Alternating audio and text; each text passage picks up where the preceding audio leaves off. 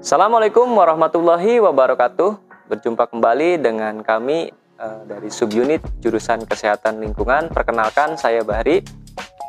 Pada kesempatan kali ini akan mencoba untuk menyampaikan terkait dengan pengujian daya resap tanah atau yang biasa kita kenal dengan pengujian porositas. Seperti kita ketahui bersama bahwa pengujian porositas atau daya resap tanah itu terdapat beberapa metode, di mana metode yang pertama itu pengujian porositas berdasarkan data dari volume. Jadi volume tanah dan air akan dihitung dan akan ditemukan hasil porositasnya. Metode berikutnya adalah metode berdasarkan hasil atau data perhitungan dari density atau massa jenis tanah ya. Berikutnya adalah pengujian porosity berdasarkan data dari saturation atau tingkat kejenuhan tanah. Ini yang paling sederhana sebetulnya. Jadi ketika diruntut ini yang paling sederhana. Dan yang terakhir adalah metode pengujian dengan ring yang dipasang atau ditempelkan langsung pada tanah yang ada di lapangan. Jadi kalau metode 1, 2, dan 3 tadi, tanahnya itu diambil disampling dan dibawa ke tempat lainnya. Tapi untuk yang metode keempat yang menggunakan ring itu bisa dipasang langsung di lapangan dan langsung diperiksa. Metode keempat sebetulnya metode paling kompleks karena itu merupakan kombinasi dari perhitungan volume, perhitungan density, dan perhitungan saturasi atau kejenuhan. Jadi jika diruntut, metode yang bisa dibilang agak rumit sampai dengan yang sederhana adalah yang pertama metode penghitungan dengan volume, metode penghitungan saturasi berdasarkan data dari volume. Yang kedua, metode penghitungan saturasi berdasarkan data dari density. Yang ketiga adalah penghitungan atau perhitungan porosity berdasarkan dari data saturasi. Alat dan bahan yang digunakan pada pengujian porositas atau pengujian daya resap tanah di tanah yang berbeda-beda ya, karena sebenarnya sudah disampaikan dari awal bahwa tanah itu terdapat 3 jenis ya, tanah liat, tanah lempung, dan tanah pasir. Di depan saya ini sudah ada alat dan bahan yang digunakan untuk pengujian porositas berdasarkan data dari saturasi atau kejenuhan tanah. Yang pertama, gelas ukur, di dalamnya ada bahannya air. Gelas ukur volume kebetulan yang saya gunakan adalah volume 100. Jadi sebetulnya bisa volume berapa saja sesuai dengan kebutuhan. Kalau misalnya punya yang 250 ya bisa digunakan juga, atau yang 50 juga bisa digunakan. Alat berikutnya adalah beker glass. Di sini beker glass 50 ml. Kalau misalnya ada yang 1000 ya tidak apa-apa, yang 100 juga tidak apa-apa. Berikutnya adalah, ini ada yang bilang kuve, ada yang bilang scrub. Fungsinya sih untuk memindahkan tanah. Bisa juga Anda gunakan sendok atau alat-alat lain yang prinsipnya bisa mendistribusikan tanah ini ke dalam beker glass pada saat pengujian. Wadah yang di dalamnya sudah ada 3 jenis sampel tanah yang berbeda ya. Ini tanah liat, ini tanah pasir, dan ini tanah pasir combine dengan tanah lempung.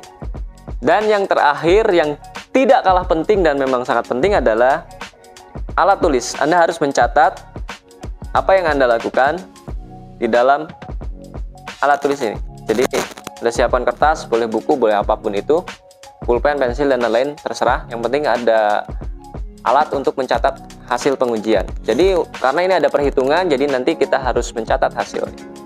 Kita akan lakukan pengujian pada satu sampel. Masukkan sampel tanah ke dalam beker glass. Pastikan di angka genap ya untuk mempermudah perhitungan. Untuk pengujian kali ini saya isi sebanyak 200 ml ya, sesuai dengan garis. Ini kalau misalnya akan Anda gunakan langsung dengan dengan tangan juga nggak apa-apa sih sebetulnya. Cuma kotor aja.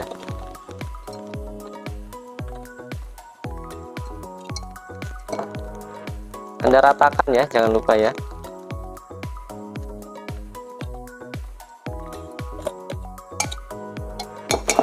Oke.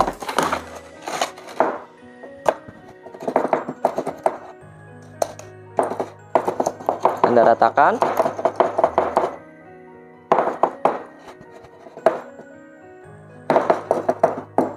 Kurang lebih 200 ml seperti Anda lihat. Lalu Anda masukkan air, catat 100 ml ya. Anda catat volume air pertama V1, boleh Anda catat V1 100 ml. Lalu volume tanah Anda catat dengan VA atau VT boleh. Volume tanah 200 ml. Kemudian Anda tuangkan air ke dalam beker gelas sampai dengan batas 200 ml sesuai dengan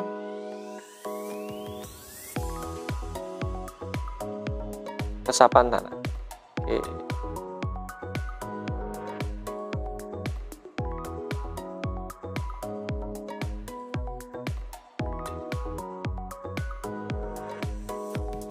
Tunggu sejenak.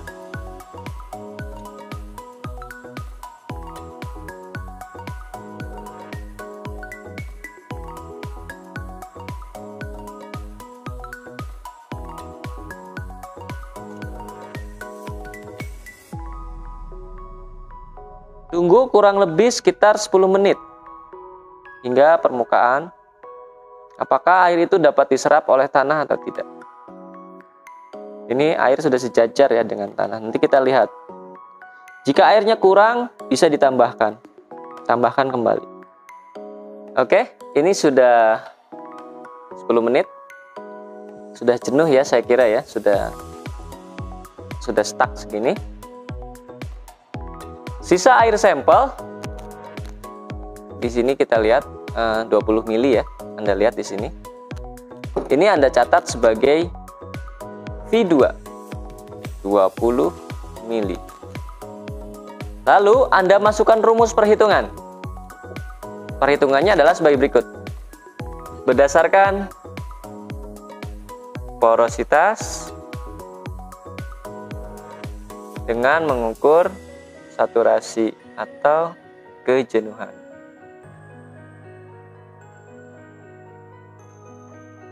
Data yang tadi kita dapatkan, VA sama dengan 200 ml volume tanah ya. V1 volume air yang akan kita gunakan untuk menjenuhkan tanah 100 ml. V2 sama dengan V2 sama dengan 20 ml. Kemudian kita cari volume air yang digunakan untuk menjenuhkan tanah. Ini V1 dikurangi V2 sama dengan 80 ml. Kemudian kita masukkan ke dalam rumus perhitungan. Porositas sama dengan jumlah larutan yang digunakan untuk menjenuhkan dibagi volume total tanah. Ini bisa VA atau juga ini ada yang biasa menyebutkan dengan VT dikali 100%. Kita masukkan 80 dibagi 200 dikali 100%. Dimana hasil yang didapat adalah 40%. Angka 40% atau porositas 40% masuk dalam kriteria tanah yang subur. Kenapa demikian? Tanah yang subur berada pada rentang 40% sampai dengan 50%. Ini fertil ya, subur. Oke. Jadi tanah yang tadi kita uji masuk dalam kriteria tanah yang layak atau tanah yang sehat, tanah yang belum tercemar, tanah yang bisa untuk digunakan sebagai media tanaman, atau tanah yang layak jika kita lihat dari sisi kesehatan lingkungan, itu masuk dalam kriteria yang bisa didirikan untuk IPAL komunal, untuk septic tank dan lain-lain sebagainya. Setelah tadi kita melakukan perhitungan, sudah kita dapatkan hasil bahwa porositas tanah yang kita uji tadi berdasarkan metode pengujian kejenuhan atau saturasi didapatkan hasil bahwa porositasnya adalah 40%. Lalu kemudian Anda interpretasikan hasilnya bahwa tanah tersebut jika masuk dalam rentang antara 40-50% bahwa tanah tersebut itu masuk dalam tanah yang fertil ya, atau yang subur, layak untuk dijadikan lahan pertanian, kemudian juga itu masuk dalam tanah yang bisa didirikan fasilitas sarana sanitasi dasar. Berikut yang dapat kami sampaikan terkait dengan pengujian porositas tanah berdasarkan metode saturasi. Semoga bermanfaat. Kurangnya mohon maaf. Wabillahi taufiq wal hidayah. Wassalamualaikum warahmatullahi wabarakatuh.